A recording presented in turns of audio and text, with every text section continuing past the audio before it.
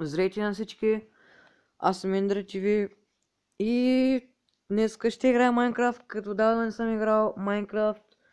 Не знам колко време не съм играл Майнкрафт, но реши да си направим едно святче на креатив, където така, на креатив да си строим някакви работи, да се учите как да се строите. Просто е така, защото бяхте ми казали преди в един, помня, че в един стар клип някой ми беше казал: направи свят на креатив, за да може да почне да строиш, за да ние се научим.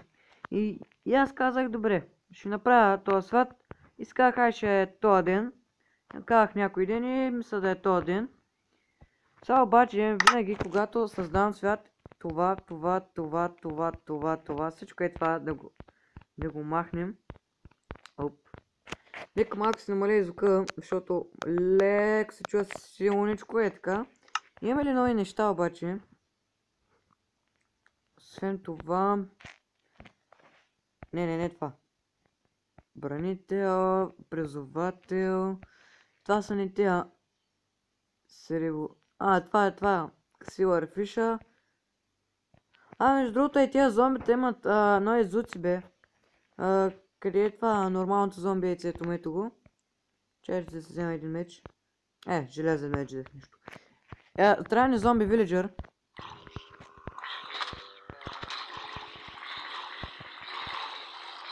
Не, няма.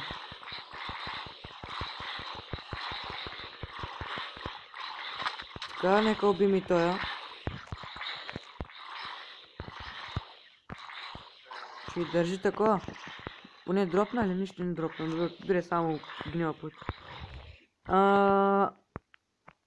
Там видях такова. От тия... Кажете го.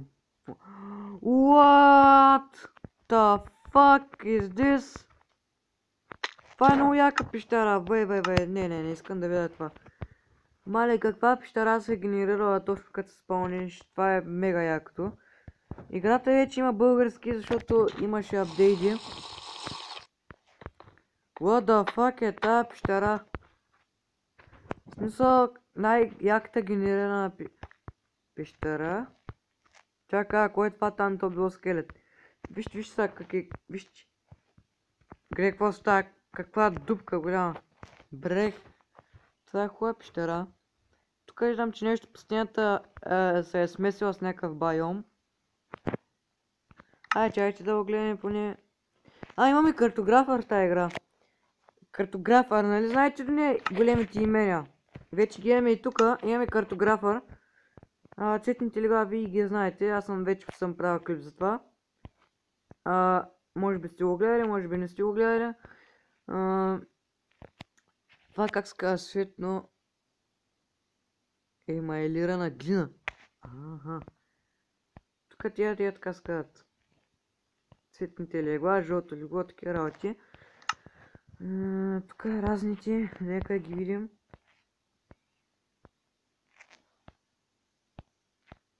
Някой от вас беше ми казал, че това ледоходки, това е било, че казваше ми, че това замразява водата. Сега ще го видим това. Дали замразява водата? Така.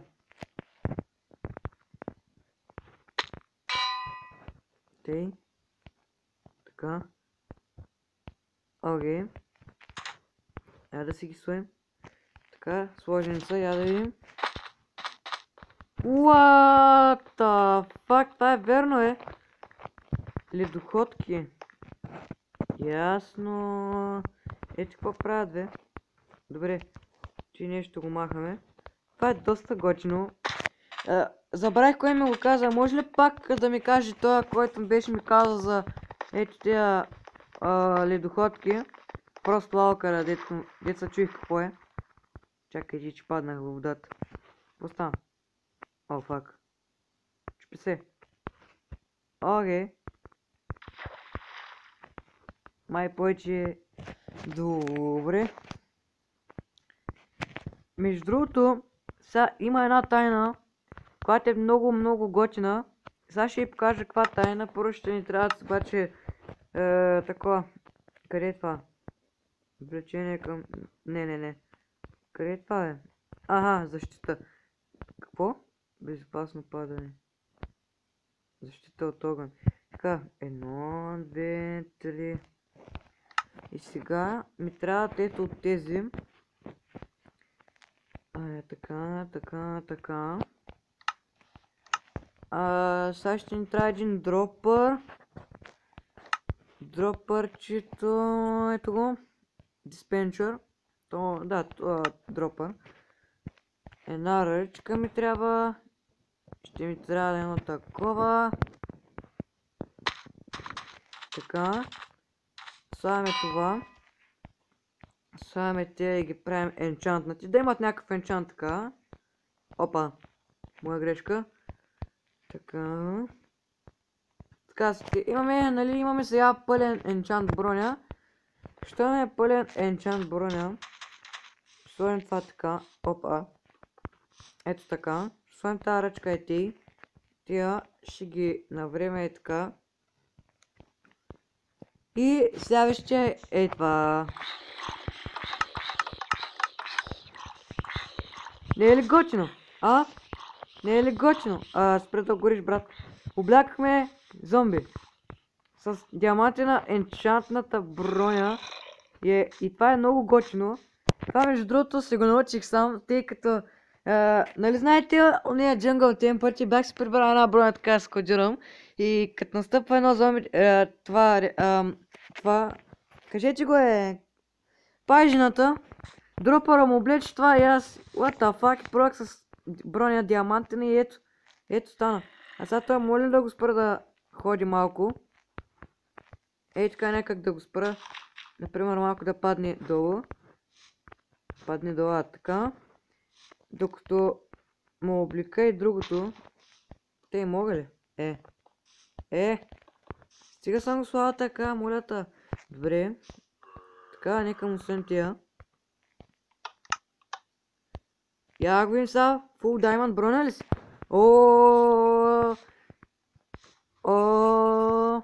Между другото мога да изслагаме елитри. Мога да изслагаме елитри на тия зомбаевци. Сега ще ви кажа, че губим това. А дали е възможно да тия дропня? Айде умирай. Бри. Уау, това зомби. Не даде нищо. Добре. Фу! Добре, лама в савана. Добре. Значи може да слагаме на зомбитата елитри. Сега ще ви покажа за какво говоря. Вземем ето тия летящи. После трябва една каска, нали, зомбите, защото като няма каска ще се запали и ще умре. Опа, чай, че правя. Първо така слагаме тея. Слагаме го и тоя. Така. Сега мен да спре това да гори. Спре да гориш! Ето вижте, зомбите са елитри. Между другото, зомбите са елитри може да лети, ако не знаете. Трябва просто да подгони един вилиджър и да падне от високо. И това пич ще литне. И това е доста готино. Зомбите може да лети. Като мене. А може ли да дропне елитри и каските? Опа, извинете. Имам някакво напомнение. Да, бях си напомнил това за Clash of Clans с армията. Между другото, ще е така в клаша. Между другото е хачи в клана, защото този клан, който направих е вече левел 3. Станали сме доста активни. Аз направих един клан и той вече е левел 3. Няма такива клана, дето само правя или идвам, правя или лефтвам. Просто така. Това е пещера ли? Това не е пещера. Някаква дупка, но е доста готино. Тук това се едно прилича на някаква мина е било преди. Какво да започна да строя?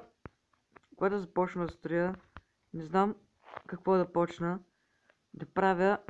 Строи ми се нещо и на мен, обаче не мога да се сетя какво да построя. Искам да ви кажа, че какво да почна да строя, защото си нямам идея какво да почна. Между другото, аз тук съм и хем играя и на тела и съм на лаптопа в момента. И мога да почна на лаптопа да правя някой клип на някоя игра. Мисля да е на Crysis. Да си продължим играта така, защото Crysis е доста готина игра. Доста е готина. Какво? Извикане на изсушен. Това е. Зомби хъска. Така. В момента е вечер. И този клип го качвам. Сега при вас се качи на последното време. Абе, така и така искам да направя едно нещо. Дайте да отидем в това. В Ента. Че ми се ходи малко там, тъй като не съм ходил много време. Така искам да взема ни перли. Перо от пагубник. Кога стана толкова тъмно е? Те си имат ли нови звуци на екран? Ко? Не, нямат нови звуци. Трябва по принцип да имат нови звуци. Добре, нищо не виждам, защото и аз нищо не виждам почти. Но правя портал към Ента. Опа. Правим го и сега ще им на по-свет. Фак. Чуете се. Също го направим всичкото.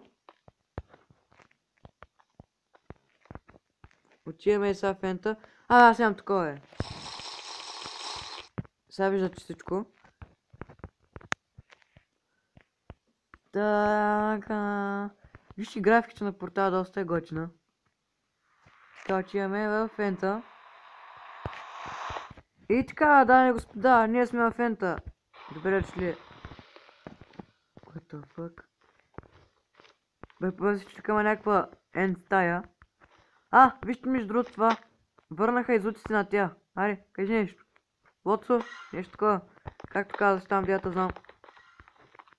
Чайте да се увелича звука да чуете. Кажи нещо. Нагледай, кажи нещо. Хайде. Давай. Чухте ли? Върнаха звуците на тя, защото преди нямаше ендерманите бяха махнали, отстраниха и звука, не знам защо. Отстраниха и звука, нека пак да намаля този звук, че този дракон е много шумен. Той не е дракон, е пагубен дракон, да, той е. На лаптопа или на компютърна версия дракона се казва Змей от края. Така му е името, по принцип, истинското му име. Обаче в тази майка... Вижте каква отчупена земя. Ей така, просто като... Това почистено е End-City. Ама не е End-City. Така, нека махаме ето тези. Искате ли да строя в Ента? В смисъл в Ента може да започна да строя в Ента. Да се изключва тя ендерманите да ги няма в Ента. Или да се стоят те, може да не са проблем. Обаче първо трябва да махна и тоя, защото ще пречи много. Нали ще ми яде блоковете. Но да, това ще всичко за този епизод. Надявам ли да харесва. Кажете ми в следващия епизод дали да строя в Ента, какво да построя, какво искате да направя, къща, фонтани. Кажете ми вие какво искате, така че надявам се да ви харесва, лайк и сабскрайб и до скоро.